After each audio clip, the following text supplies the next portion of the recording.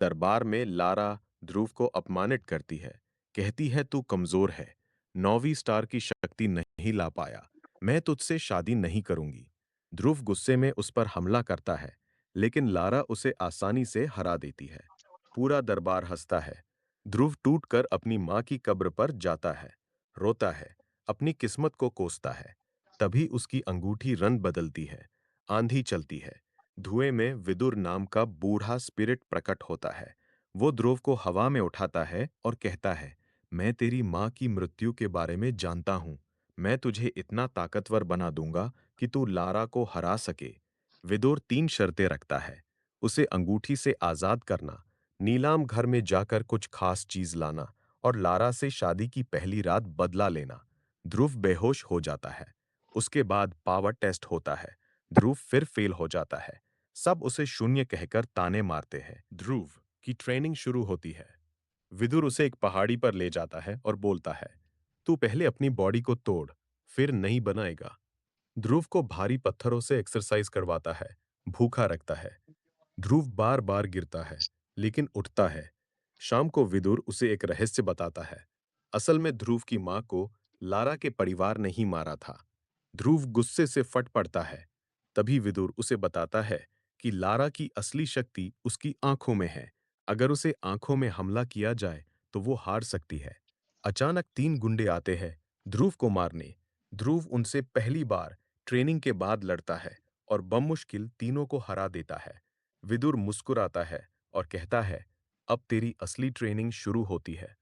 विदुर ध्रुव को एक घने जंगल में ले जाता है। वहां उसे एक खतरनाक जहरीले सांप से लड़ने को कहता है। ध्रुव पहले डरता है, लेकिन फिर सांप के साथ लड़ता है।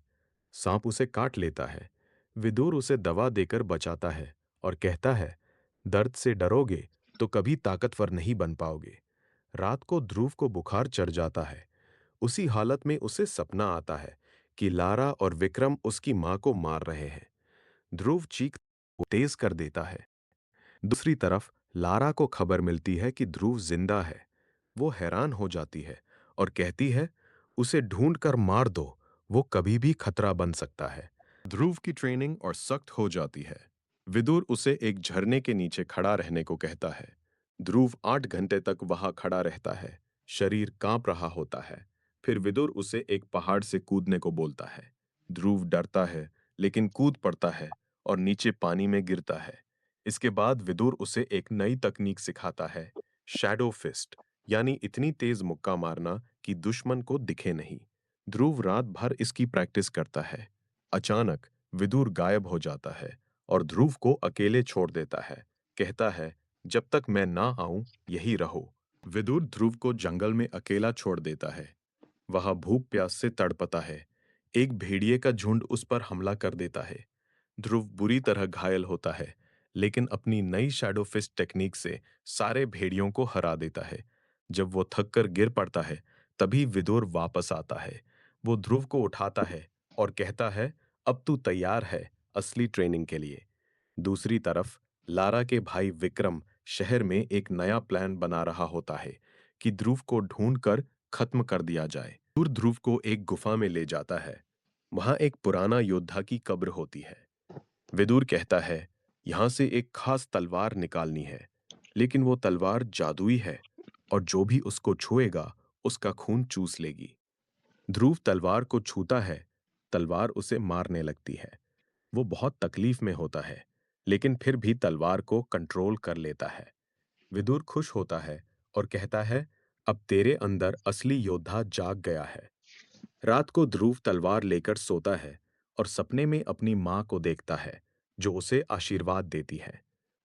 विदुर ध्रुव को एक गुप्त जगह ले जाता है, जहां बहुत सारे योद्धाओं की आत्माएं कैद है।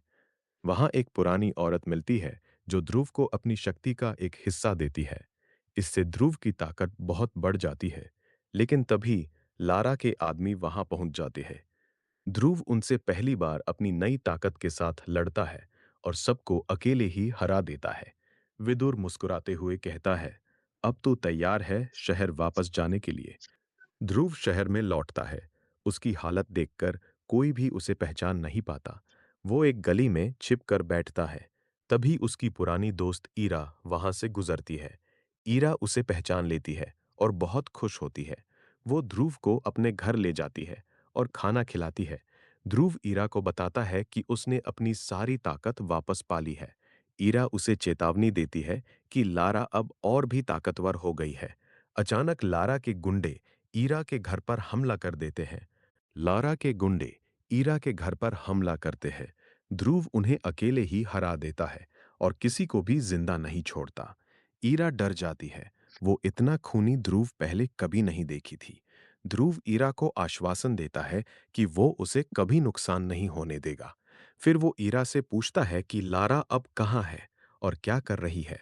ईरा बताती है कि लारा अब शहर की सबसे बड़ी पावर बन चुकी है और एक बड़े टूर्नामेंट का आयोजन करने वाली है। लारा एक बड़े टूर्नामेंट का ऐलान करती है, जिसमें जो भी जीतेगा उसे 1 करोड़ रुपए और शहर की सबसे बड़ी पावर का टाइटल मिलेगा। पूरा शहर इस टूर्नामेंट के लिए तैयार हो रहा है। ध्रुव भी इस टूर्नामेंट में हिस्सा लेने का फैसला करता है। वो गुप्त रूप से नाम लिखवाता है। जब लारा उसका नाम देखती है तो चौंक जाती है और कहती है, ध्रुव, ये नाम फिर से आया कैसे? इधर विदुर ध्रुव को चेतावनी देता है कि टूर्नामेंट में सिर्फ ताकत नहीं, चालाकी भी बहुत जरूरी है। टूर्नामेंट शुरू हो जाता है। ध्रुव अपना चेहरा छुपाकर पहला मैच खेलता है। उसका मुकाबला एक बहुत बड़े और ताकतवर पहलवान से होता है। ध्रुव अपनी शैडो फिस्ट से उसे 2 ही मुक्कों में हरा देता है। पूरा स्टेडियम हैरान रह जाता है। लारा अपने बॉक्स से ये मैच देखती है और शक करने लगती है कि ये शायद ध्रुव ही है। वो अपने आदमियों को बोलती है कि इस लड़के की जानकारी निकालो। रात को विदुर ध्रुव को बताता है कि लारा ने उसे पहचान लिया है। लारा के आदमी ध्रुव की तलाश में इरा के घर पहुंच जाते हैं। वो इरा को पकड़ लेते हैं और ध्रुव के बारे में पूछते हैं। ध्रुव छुपा हुआ सब देख रहा होता है। जब वो इरा को मारने लगते हैं, ध्रुव अचानक सामने आता है और सबको मार डालता है। इरा रोते हुए ध्रुव से कहती है, तुम बहुत बदल गए हो। ध्रुव कहता है, इस दुनिया में सिर्फ ताकतवर ही जीते हैं। उसी रात लारा को खबर मिलती है कि उसके सारे आदमी मारे जा चुके हैं। लारा गुस्से में कहती है, ध्रुव, अब तेरा खेल खत्म है। अब टूर्नामेंट का दूसरा राउंड शुरू होता है। ध्रुव का मुकाबला एक तलवारबाज योद्धा से होता है। वो बहुत तेज है, लेकिन ध्रुव अपनी नई ताकत और स्पीड से उसे आसानी से हरा देता है। मैच के बाद लारा खुद ध्रुव के पास आती है और उसका चेहरा देखकर कहती है, तुम ध्रुव हो ना? ध्रुव अपना चेहरा दिखाता है और ठंडे लहजे में कहता है, हाँ, मैं हूं। तुमने मुझे जो दिया था वो सब वापस लेने आया हूं। लारा मुस्कुराते हुए कहती है, अकेले मेरे खिलाफ खड़े होने की हिम्मत है तुम में? लारा ध्रुव को चैलेंज करती है कि अगर वो टूर्नामेंट जीत गया तो वो उससे दोबारा शादी कर लेगी। ध्रुव ठंडे स्वर में जवाब देता है, मैं तुमसे शादी नहीं, तुमसे बदला लेने आया हूं। दूसरी तरफ टूर्नामेंट में ध्रुव का अगला मुकाबला एक बहुत खतरनाक लड़ाकू से होता है जो आग की शक्तियों का इस्तेमाल करता है। ध्रुव उसकी आग से बचता है और शैडो फिस्ट से उसे हरा देता है। रात को विदुर ध्रुव को चेतावनी देता है कि लारा अब उसे चुपचाप नहीं मारने वाली, वो कुछ बड़ा प्लान कर रही है। लारा अपने भाई विक्रम के साथ मिलकर ध्रुव के खिलाफ एक जहर का प्लान बनाती है। टूर्नामेंट के अगले राउंड से पहले ध्रुव के खाने में जहर मिला दिया जाता है। मैच के दौरान ध्रुव को बहुत तेज दर्द होने लगता है। उसका दुश्मन उसे बुरी तरह पीट रहा होता है। ध्रुव गिरने ही वाला होता है, तभी विदुर की आवाज उसके दिमाग में आती है, अपनी आंतरिक शक्ति जगाओ। ध्रुव चीखता है और अपनी सारी ताकत एक झटके में इस्तेमाल करके दुश्मन को हरा देता है। मैच जीतने के बाद वो स्टेज पर ही बेहोश हो जाता है। ध्रुव बेहोश अवस्था में इरा के घर में है। जहर उसके शरीर में फैल चुका है। विदीर उसे अंदर से गाइड करता है और एक खास सांस लेने की तकनीक बताता है। ध्रुव धीरे धीरे जहर को बाहर निकालता है और होश में आता है। इरा उसके पास बैठी रो रही होती है। ध्रुव उठकर बैठता है और कहता है, मुझे अब और भी सावधान रहना होगा। दूसरी तरफ लारा को पता चलता है कि ध्रुव जहर से बच गया है, तो वो बहुत गुस्सा होती है और कहती है, अब मैं खुद उसे मारूंगी।